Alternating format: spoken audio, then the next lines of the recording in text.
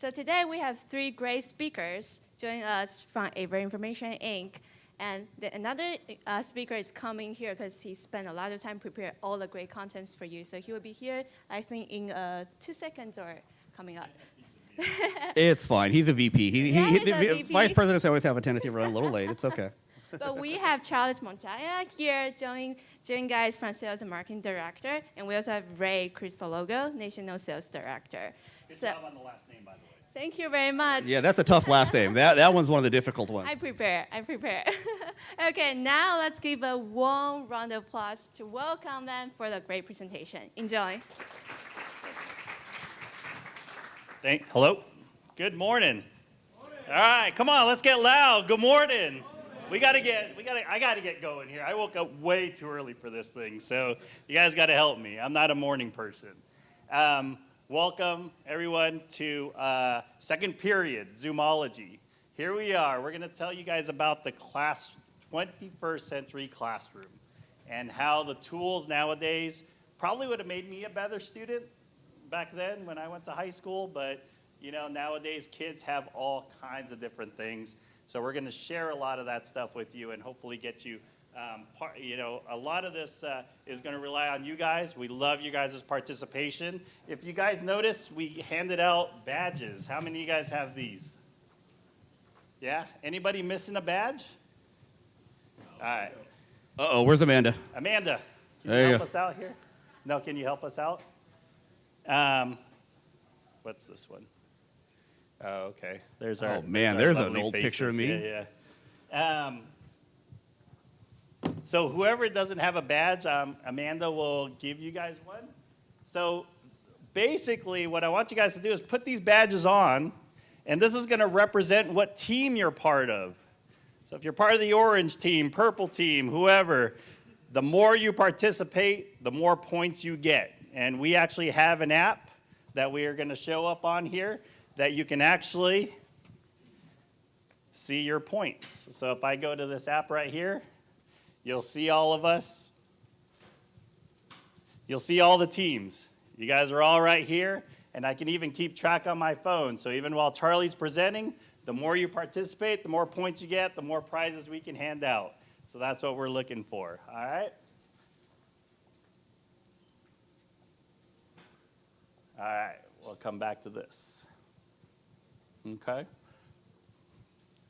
So what we're going to start off is our agenda. What we want to show you guys is we're going to show you guys breaking news of the day, okay, real time. We're also going to show you nature exploration. We're going to take you guys on a trip through nature. We do have a mystery project. Again, we want you guys to participate in all this stuff. And then we're just going to wrap it up with what a happy classroom is, what things are capable of now with all the tools that are offered within the classroom, and how it's actually bringing kids who aren't able to go to school into a classroom. And Charlie will touch on that as well. Okay, and then we'll finish off with some Q&A. So, to get us going, our breaking news of the day. How many of you guys sat in traffic today? It took me an hour and a half to get here from San Ramon. So Wait, hold on. I saw like 5 hands go up. It took like an hour and a half for these guys to show up from Fremont. So, see, you need to get their apps on how they get here. That's what we need. Yeah, exactly. So right now I pulled up right now from our office to here. It's going to take us an hour and 3 minutes to get here. How many of you guys are from Fremont? Anyone? Wow. Anyone from Union City? Fremont is losing people. Man. Anybody from San Jose? All right. Oh, wait, hold on. How many people are from out of state? Wow. Oh, man. Wow. All right. Well, you guys probably travel a lot longer than we did, but, again, Bay Area traffic, it is what it is, right? So what we want to do is kind of show you, this is a live feed here of what the traffic is now on Google Maps. What's cool about the interactive flat panel is as a teacher, for instance, who's from San Jose? You were from San Jose, right? You see this right here. Would you take 880 all the way here? Probably not, right? What would you do? Would you like to cut across the 84? Oh, you took 85. Okay, so you came more down here this way, right? Okay. So if I started in Fremont, what I would probably do instead of going to 880, I would cruise down here 84 and maybe jump on 101. But you kind of see the interaction, right? What we're trying to do is develop the interaction between the student and a teacher. That way it's not just the teacher up on the board by themselves. So this is the kind of stuff that we like to show. And we also can get really creative. I don't know if you guys can see that up there. Yep, perfect. You can even bring up maps and do a nice aerial view.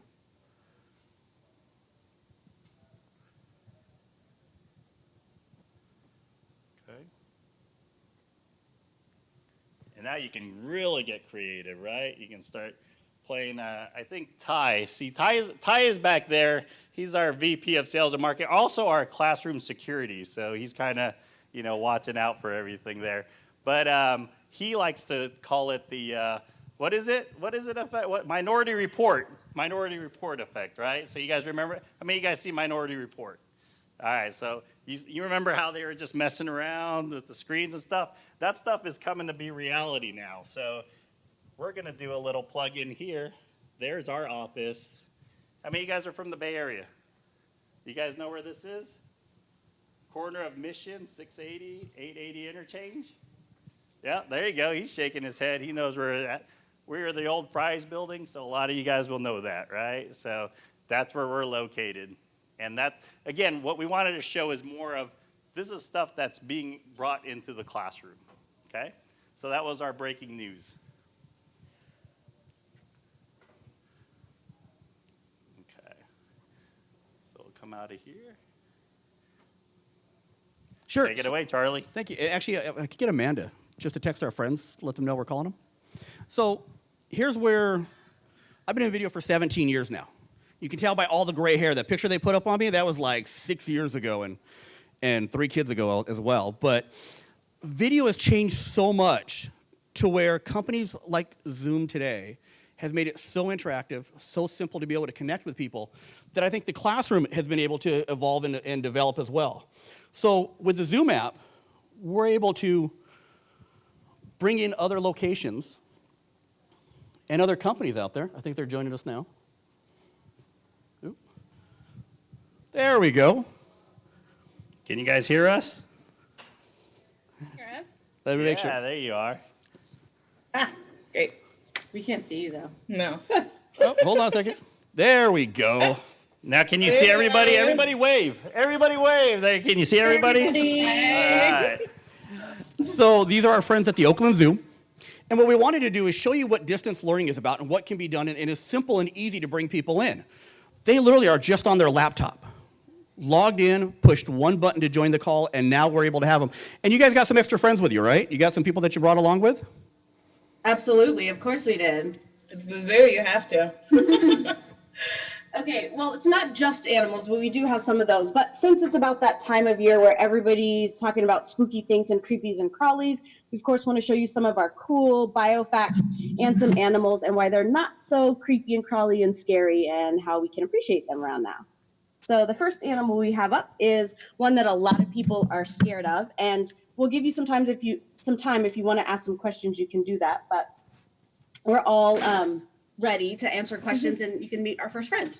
Let me All just right, say creepy I'm happy I'm on video and not there with a snake right next to us. And I know why people kind of scooted back when they joined it. And also slithery.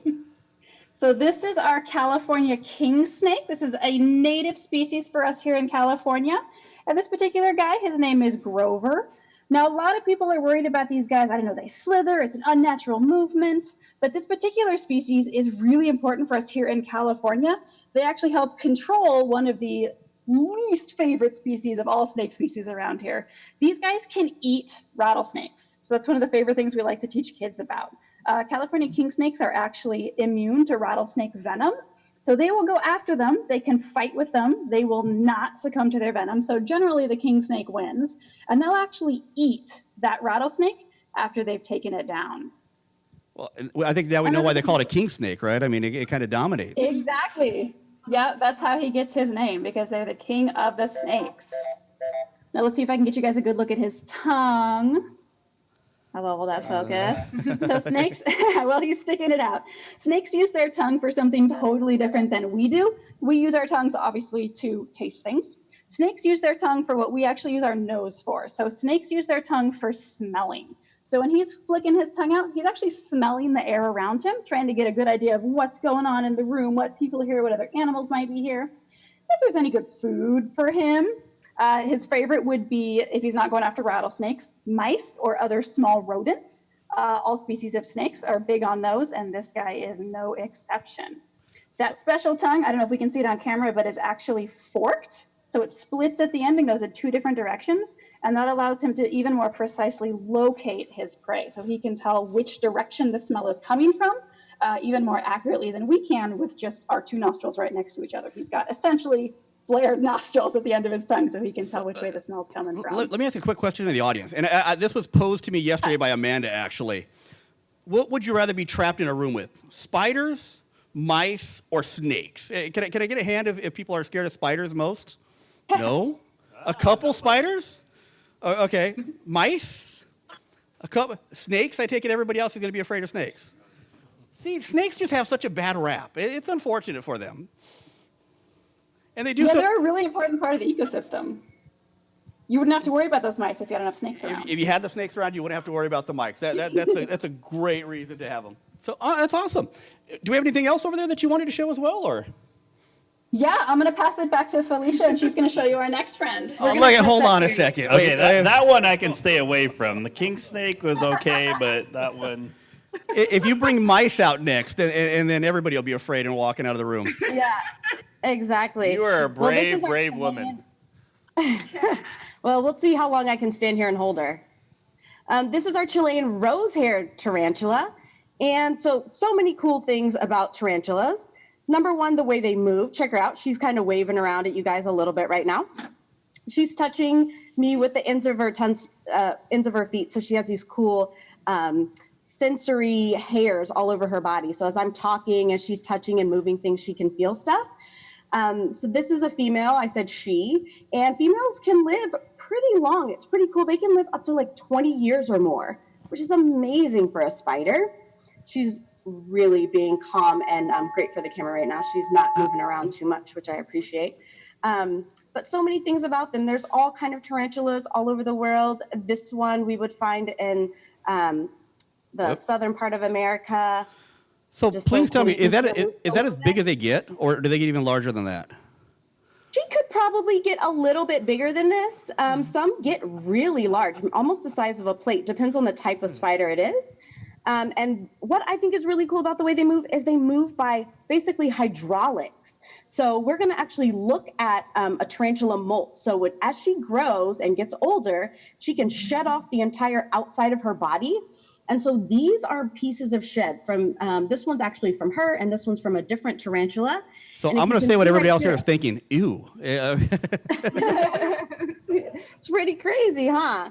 So let me show you right in here. If you see this hollow part right here, that's actually where this kind of cap comes off. And when that cap comes off, the tarantula's soft and can pull its body right out of all of that hard exoskeleton that it has. And then it's got a new one underneath, and it's going to dry and it's going to harden, and then she'll be protected again. And one of the things that everybody's afraid of is over here on this side. Those are the fangs, and even the fangs come off when they molt their whole outside. How cool is that? Yeah, no, but it's amazing. But once again, I raised my hand when we started saying spiders were the scariest thing to be trapped in a room with. So I mean, that's just. Yeah. How about questions? Who wants to know more about this tarantula? Anybody have any questions? Anybody got some questions? Participation, guys.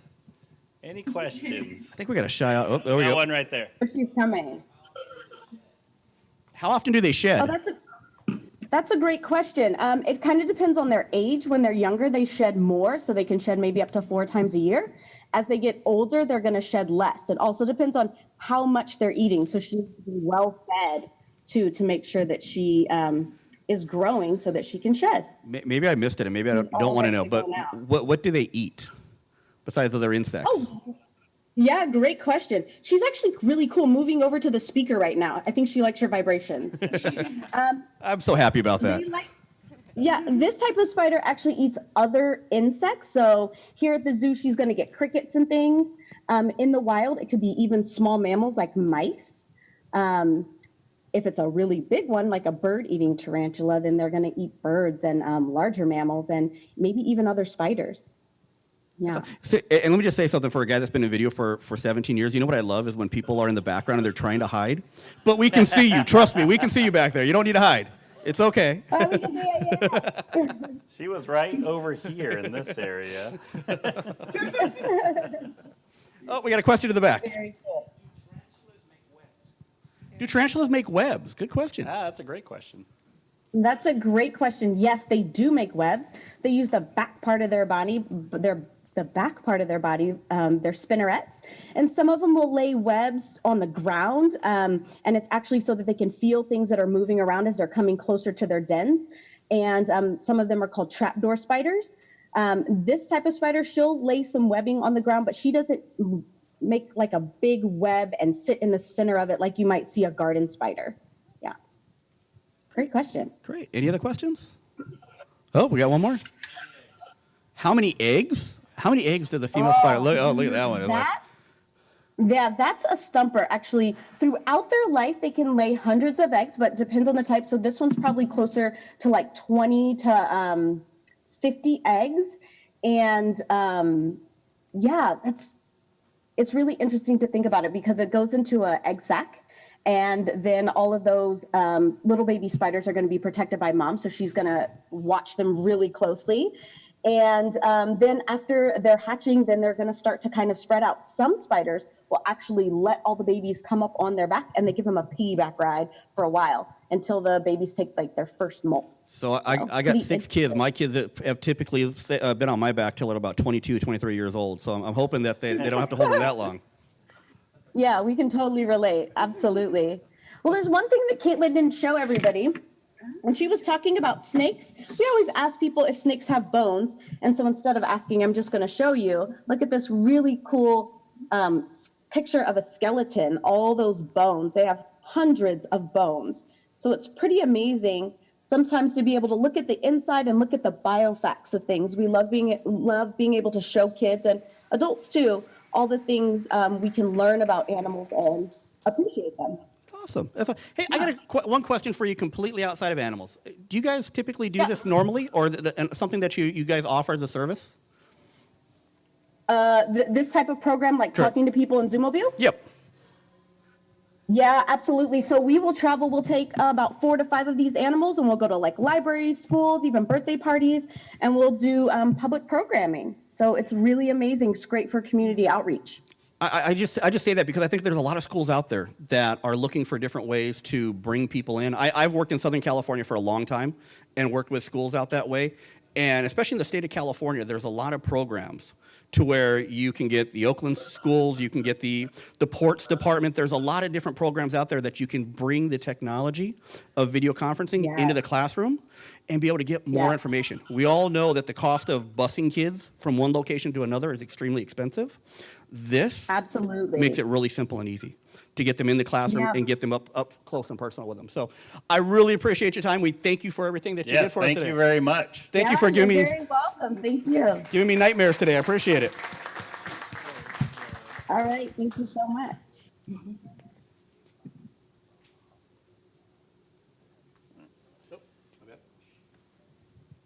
All right, how cool was that, right? Getting the, like Charlie said, getting the zoo over to us nowadays. Did you have a question? I got sir? the heebie-jeebies.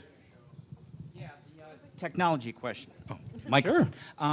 when you were drawing on the television set, we weren't seeing what you were drawing on the projector. Is that an issue? No, not at all. The interactive whiteboard is actually used, so this is just mirroring right over here with the screen so they can capture it there. But on the interactive panel, if you actually bring it back up,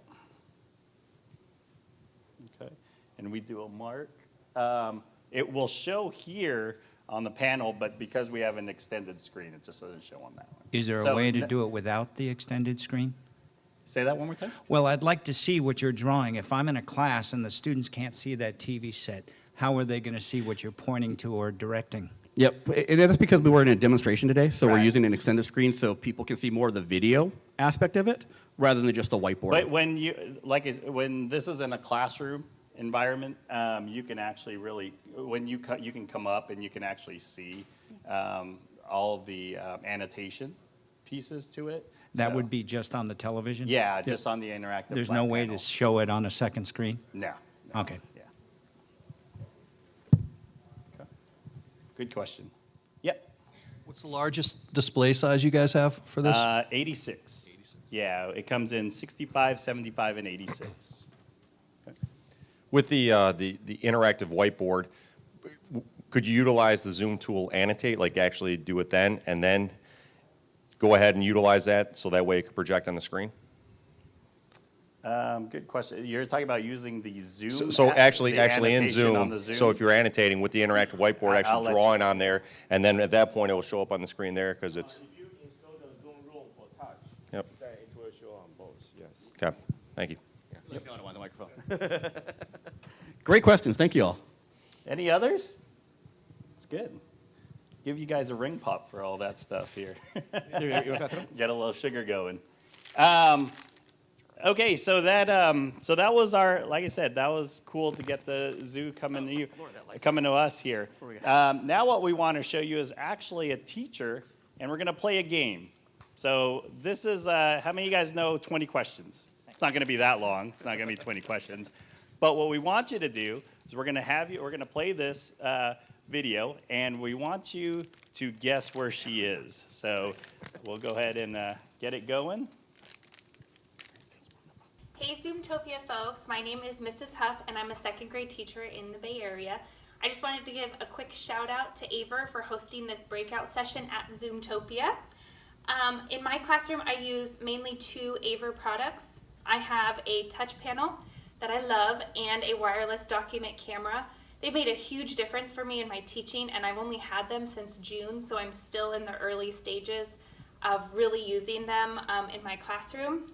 But what I love about both, the document camera, for example, I can set it up anywhere in my classroom. So if for some reason I need to reconfigure my room or I need it to move to a different area for that lesson or for that material that I'm using, I can use it almost anywhere in my classroom and it will still talk to my touch panel where we can see it, which is awesome. It gives me a lot of flexibility.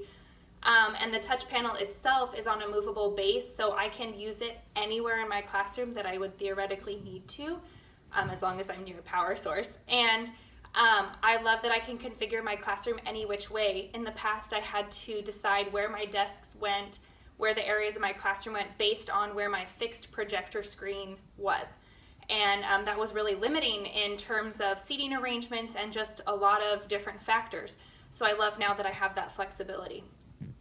And with the touch panel, I can also save images of work that we're doing, which is so great because I can come back to it the next day easily without having to flip through a bunch of paper, and with being able to just pull up exactly what I need quickly. And that's time saver is huge in teaching. We don't have enough time as it is, so the more time I can get, and with time saving things like that, the better. My students love that they can interact with the touch panel and they can show their work. We can pull up an image of a math page that we're working on, or really any assignment for any content area, and they can draw right on it or write right on it. We can save their work and then show someone else's right away. I love that I can use the touch panel in any light condition. Before, if I wanted to show a website or even just use my document camera, my old document camera, I had to turn off all the lights in my room, close the curtains, roll out the projector cart, plug in my computer. It took a lot of time. Again, a time waster. With the touch panel, it turns on quickly. I can access the internet through the web browser. I can go anywhere I need to go. I can use the document camera to show anything I need just by the click of a button. And it saves me so much time. And I love that I don't have to be in this dark classroom to be able to use it. We can use it even with all the lights on and the curtains open. It's really been an amazing tool. And in terms of AVer supporting me getting to know this product, because it's a brand new one for me, They've been very responsive to every email, showed me where to find the user manuals, which are really easy to navigate. And anytime I've needed help, they've been right there. And they seem really invested in understanding what teachers need and what teachers really want for their classrooms. And so I really appreciate that about them as a company. Okay, so the real reason I'm here is to have you guys play a little guessing game to see if you can figure out which city I'm in. I'll give you 3 clues. There's a historic cannery water tower that marks a former business that closed in 1981. If you ever get hungry, we're home to the famous Val's Burgers. Yum. And last but not least, my city is known as the heart of the Bay Area. Can you guess what city I'm in? Good luck and enjoy the rest of Zoomtopia. This should be really fun considering half you guys are from out of state. Half? So. I was going to say 3/4 of them are from out of state. 3/4 from out of state. But we did see two hands go up real fast. So. I'll let Ty's in the back. Ty, who went first? Man, that was good. See, I didn't even know it. I thought I was going to take like 5 minutes at least or something. What team are you?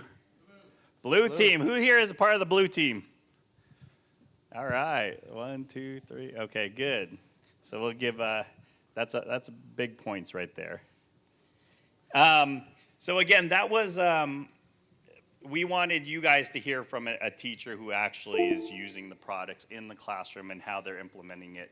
And it's something that we feel, very strongly on as far as you can provide all the tools in the classroom, but getting the teachers to actually integrate it and part of their lesson plans is our goal. And I hope you took from that video where it's, she mentions the post-support piece, and that's with any technology. The post-support piece is huge because we want to make sure we train them right. All the cool things that any product can do, whether it's an interactive flat panel, a document camera, anything to those aspects, if they're utilizing it correctly.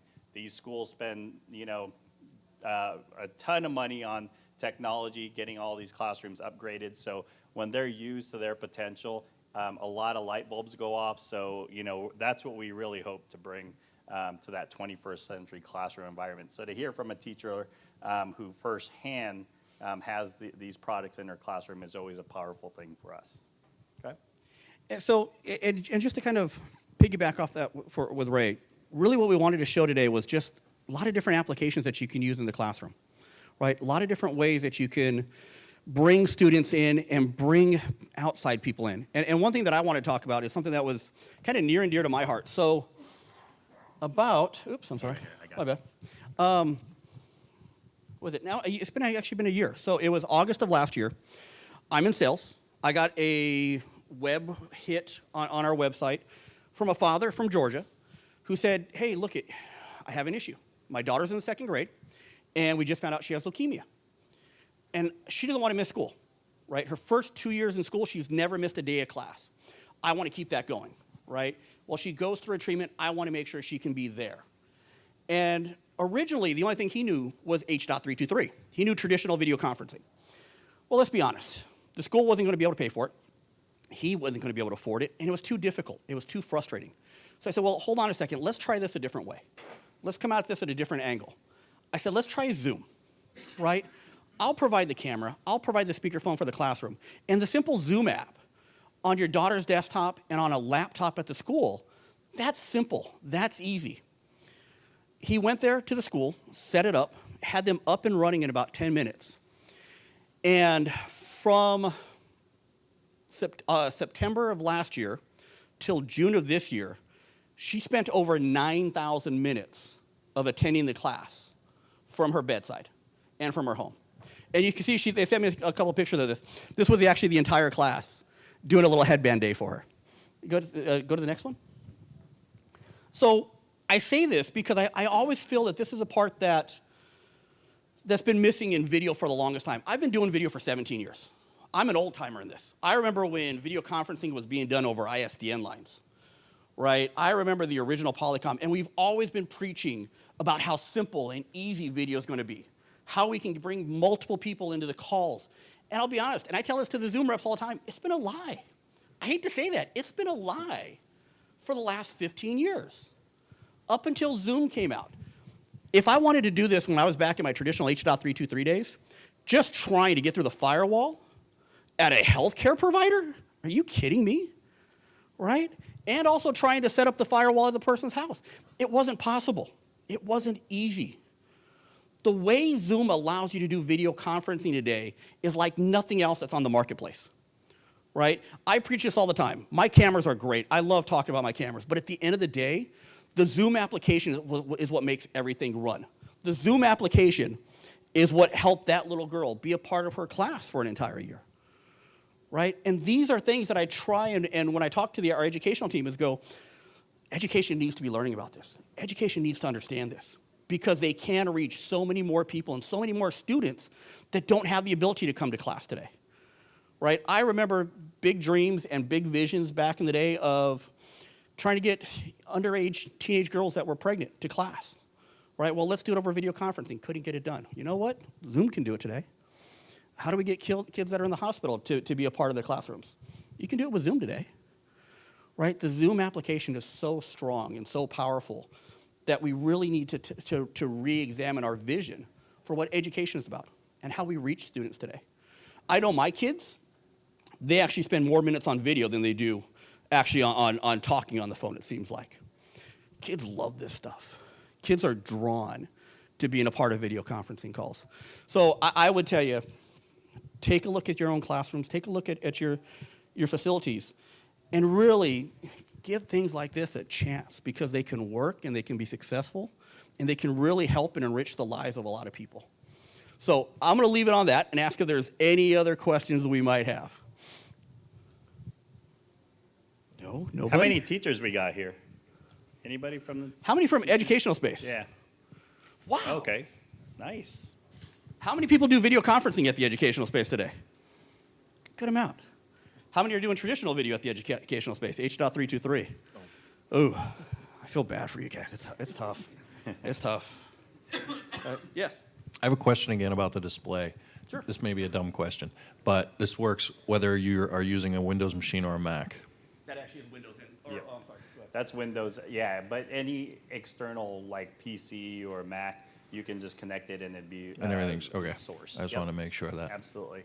This one does have a built-in onboard computer, so that's how we go from Windows to the embedded Android OS system. So it does have an embedded Android OS, which is where you saw the interactive whiteboard that we're in now. But when we played the video and everything that you see up there is through our own onboard computer. How many of you guys are using video conferencing the way we just showed you guys, like virtual field trips, the distance learning piece? Okay, nice, good. I will tell you, especially if you're in California, reach out to the ports department. They got a great application for kids. They really do. PORTS.